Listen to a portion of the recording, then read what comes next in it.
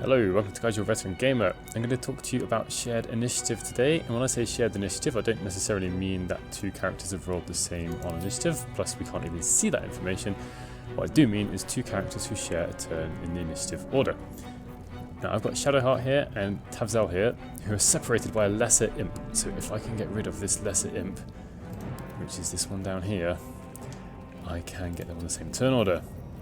It's always something to be looking out for. Now, being a rogue, if I just dip my weapon in fire, got advantage, 100% chance to hit, sneak attack, no way that thing isn't going to die. So now, Tavzel and Shadowheart are on the same turn, and I can switch between them freely. One thing to point out is that on my own turn, my Impostav here is sharing a turn with the Mind Flayer, but since the Mind Flayer isn't in my party, I can't order it to have its turn. So we'll wait for it to have its turn, the Imps will get their turn. Commander Zolk. We need to get out of here now. And now it's Tavzel's and Shadowheart's turn at the same time. I can switch between them. I can move Shadowheart a bit, and go to Lae'zel, move her a bit. Lae'zel, Tavzel. And so you can set yourself up for some teamwork. Now what I'm about to show you isn't necessarily worth it in all instances, but we all know Shadowheart's Sacred Flame isn't that great.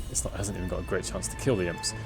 So what I'm going to do is give Tavzel here advantage. Now to give her advantage, the easiest way is to make her hide, because at the moment she doesn't have height advantage. Right, so what am I going to do? I'm going to set up Minor Illusion, which uses Shadowheart's action. And now Tavzel can hide, switch to her bow, and now we've got advantage on the attack.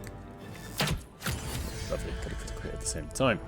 So do be looking out for different ways which you can get your team to work together better than if they were acting on separate turns. Still got Tavzel and Shadowheart acting at the same time. And maybe, I don't know, I want to get Tavzel to go and hit Commander Zolk, who has got quite a high armor class. It's only a 40% chance to hit. So in this instance, I can try. Just not go too far, otherwise we'll trigger the imps. I can try and give Tavzel advantage on her attack using Guiding Bolt. I could, of course, give an advantage to Impostav on his next turn, but I think Impostav will be able to hide and get advantage anyway. So I can switch to Tavzel. She won't necessarily do loads of damage. So I'm in a very different fight here, and I've got Gale and Shadowheart and Lae'zel on the same turn in the turn order. And something else that you can do, which is very easy for you to do if you've got a cleric in your team, is you can cast Bless. Now I know it's a very obvious thing to do, but if I'd taken Gale's turn first, this Bless wouldn't have affected him. Whereas now I can cast Bless. Obviously I could have tried to target it on Lae'zel as well. Cast Bless with Shadowheart, come back to Gale, let him do his thing. So now he's even more likely to succeed. Let's have a look. And succeed he does, taking out that Duergar. If I hadn't been able to pick who had gone next, I wouldn't have been able to have had Bless on Gale. I would have to have waited a whole turn, and by then maybe concentration had been lost.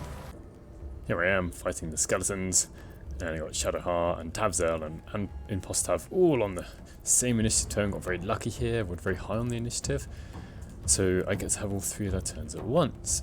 Now I'm not here to tell you all the different combinations possible of different classes and abilities. I'm just here to show you that we can use the shared initiative to set up any combination you want. So for example, I don't want Impostav to actually get any closer to these targets, but I also want him to be able to use sneak attack. Also Lae'zel, I mean, she wants to be using her melee attack. Her ranged attack isn't great. So, for example, with Lae'zel's turn, since I've got a Void Bolt in my backpack, kind of to spare, try and bring these two skeletons a bit closer. She's also got Action Surge if I wanted to use it, or other things. Switch to Impostav. Now I've got a choice of who I want to hit. Go for this one, got fewer hit points. Nice, got a kill. And then I can go back to Shadowheart. Obviously I could have used Bless with her first, not a problem. On the move. But maybe I'm not quite close enough, that's my own fault. I was thinking that I could use turn undead to make this guy go back away, be frightened. Obviously hasn't worked out, and that's my own fault because I didn't choose the combination very well. So just gonna go for guiding bolt. Of course, it misses. Now I do know that some of you might be very upset by this, because when we play Dungeons & Dragons 5th edition, we don't get to do this. Everyone has their own individual initiative. This is something different in the game. I don't know if it's going to be kept or not.